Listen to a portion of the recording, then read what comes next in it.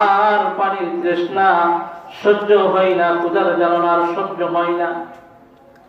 তুমি তো বন্ধু জান্নাতের মধ্যে অবস্থান করতেছো, জান্নাত থেকে একটু পানি আমাকে দাও, জান্নাত থেকে একটু খাবার আমাকে দাও, আমি একটু খেয়ে খেয়ে আমার জীবনটাকে বাঁচাই। তখন বন্ধু জান্নাতের ভিতর থেকে একটা আয়াত তিলাওয়াত করে বন্ধুকে বুঝিয়ে দিবে। ওয়ানাদা আসহাবুন নার আসহাবুল জান্নাতি আন আফিদু আলাইনা মিনাল মাই আও মিম্মা রাযাকাকুমুল্লাহ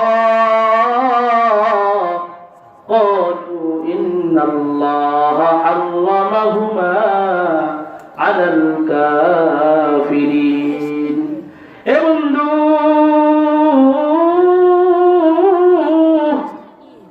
দুনিয়ার জীবনে আমি তোমাকে অনেক বিপদ থেকে উদ্ধার করেছি,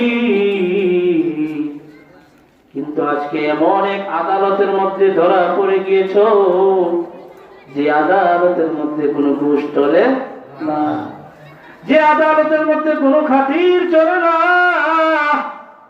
এমন এক জায়গায় এসে বন্ধু তুমি আটক করেছো, আজকে তুমি জাহান্নামের ভিতর থেকে আমার কাছে খাবার চেয়েছো। আল্লাহর পক্ষ থেকে ঘোষণা চলে আসছে, আল্লাহ পাক জান্নাতি খাবারগুলো জাহান্নামীদের জন্য হারাম করে দিয়েছে। আরে মুমিন, যে রব এত কিছু দান করলো,